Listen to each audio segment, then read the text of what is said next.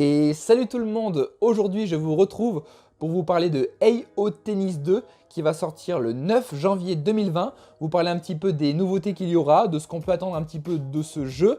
Donc on a une première version qui est sortie l'an dernier, en 2019, à l'occasion donc de l'Open d'Australie, puisque ça se concentre exclusivement, en tout cas en grande partie, sur la première levée du Grand Chelem de l'année.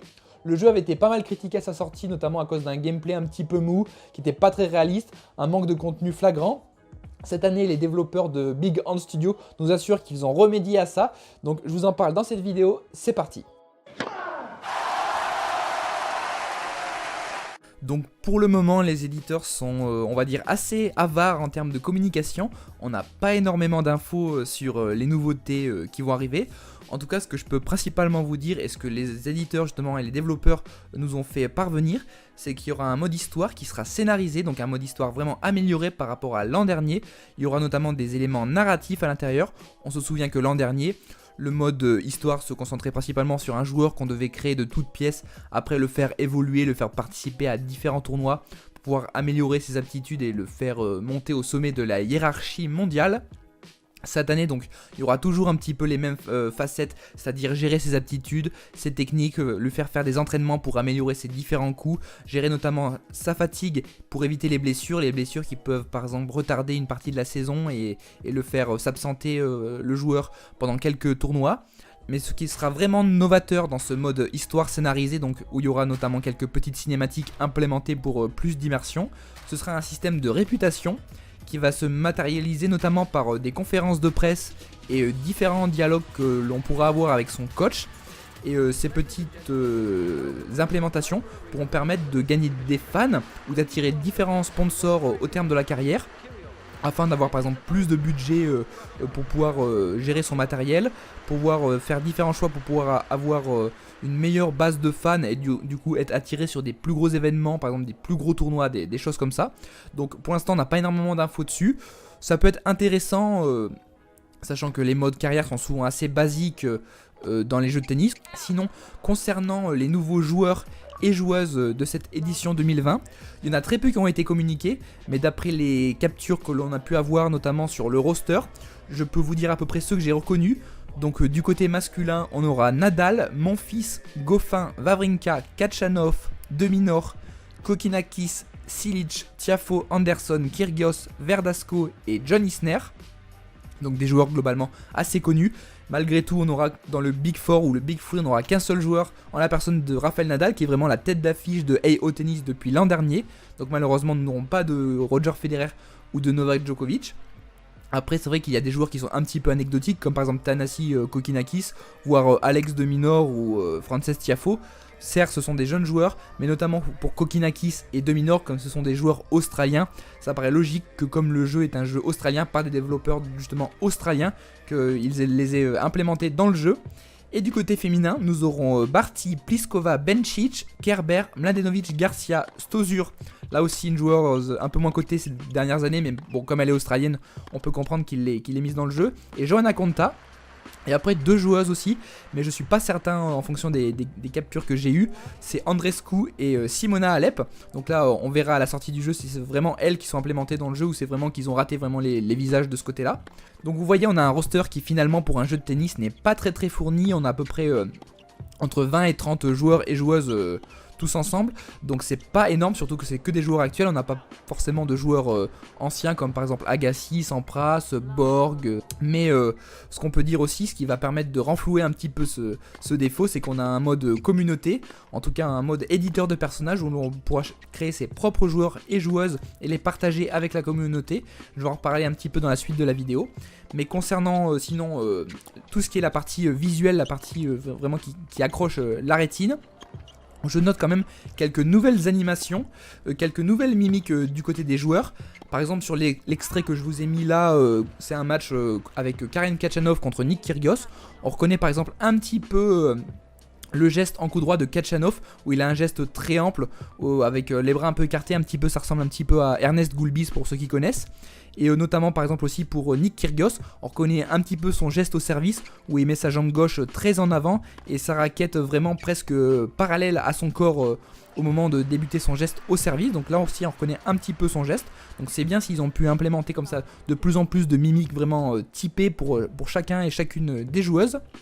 Donc le moteur graphique sera aussi légèrement affiné, les visages sont un petit peu plus fins que l'an dernier, ils sont notamment je trouve un peu mieux réussis que pour son concurrent Tennis World Tour.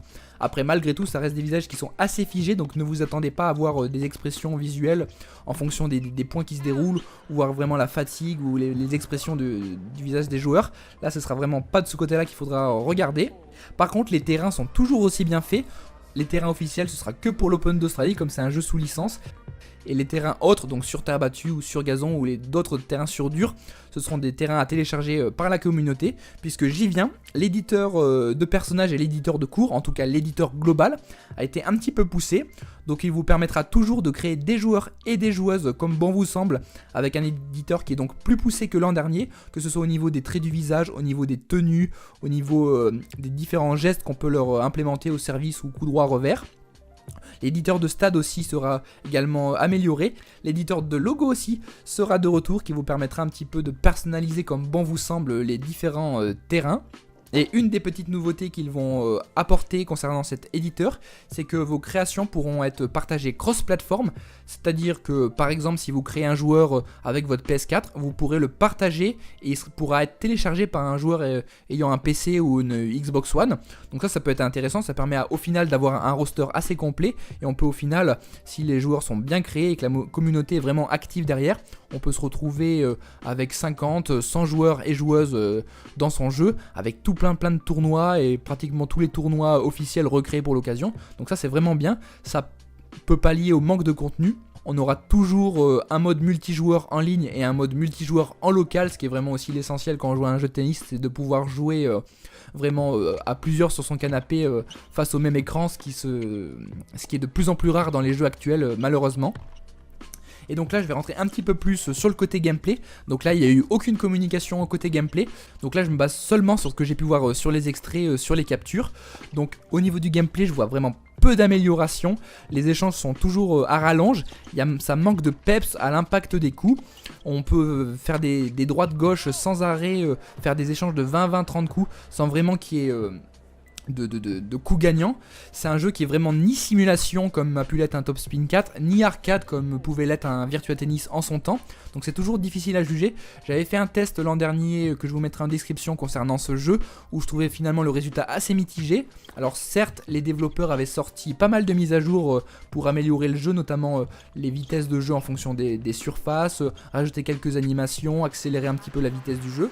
Mais globalement, de ce qu'on voit sur les extraits, je vois pas énormément d'amélioration. Ça ressemble un petit peu plus à une grosse mise à jour pour 2020 qu'un vrai jeu à part entière. C'est pour ça que s'ils le vendent à 60 €, je pense que ce serait un petit peu de l'arnaque entre guillemets. Et que si ça reste en l'état au niveau du gameplay, que ça ressemble vraiment à ce qui était sorti l'an dernier, autour de 20-25 €, ce serait le prix idéal. Mais vraiment au-dessus, ça risque de faire des dégâts. En tout cas, je vous ai mis une petite comparaison pour que vous ayez à gauche AO Tennis 2 et à droite AO Tennis, donc les deux jeux, les deux versions différentes. Vous voyez que peut-être au niveau du visuel c'est légèrement plus fin et encore c'est minime au niveau de AO Tennis 2. Mais au niveau du gameplay, on a toujours à peu près les mêmes animations, que ce soit en coup droit, que ce soit au niveau des déplacements. C'est pas très réaliste. Comme je l'ai dit, ils essayent d'implémenter des petites mimiques typiques de certains joueurs, comme au service ou certains coups. Mais bon, c'est minime, ça se voit pas énormément. On a par exemple un Nadal qui va faire de temps en temps un coup droit à l'assaut, mais c'est assez rare. On a parfois même des joueurs qui ont un revers à deux mains, qui vont faire des revers à une main et inversement, des choses assez irréalistes, donc c'est un petit peu bizarre. Je vous mets aussi également un deuxième comparatif où vous aurez aussi à gauche AO Tennis 2 et à droite Top Spin 4. Et donc là vous voyez que si au niveau visuel c'est un petit peu plus évolué, j'ai envie de dire encore heureux à 8 ans, 9 ans d'intervalle chez AO Tennis 2. Si vous regardez un petit peu le match indépendamment, on a vraiment plus l'impression de regarder un match de tennis à droite qu'à gauche, alors qu'il y a presque une décennie de différence entre les deux jeux. Donc ce qui montre que vraiment on n'est pas prêt a priori d'avoir un jeu de la qualité des top spin qu'on a eu il y a quelques années. En tout cas, je peux pas vraiment vous en dire plus pour l'instant concernant le jeu. On attend que les développeurs communiquent un petit peu plus sur le sujet. Si vous avez apprécié la vidéo, n'hésitez pas à lâcher un petit pouce bleu. Dites-moi aussi en commentaire si vous voulez que je refasse quand le jeu sortira de nouvelles vidéos pour vous donner mon avis et vous montrer vraiment les nouveautés qui vont sortir, vous donner un petit peu l'état des lieux, si c'est nécessaire de l'acheter ou pas. Et moi je vous dis à la prochaine pour une nouvelle vidéo. Allez, ciao ciao.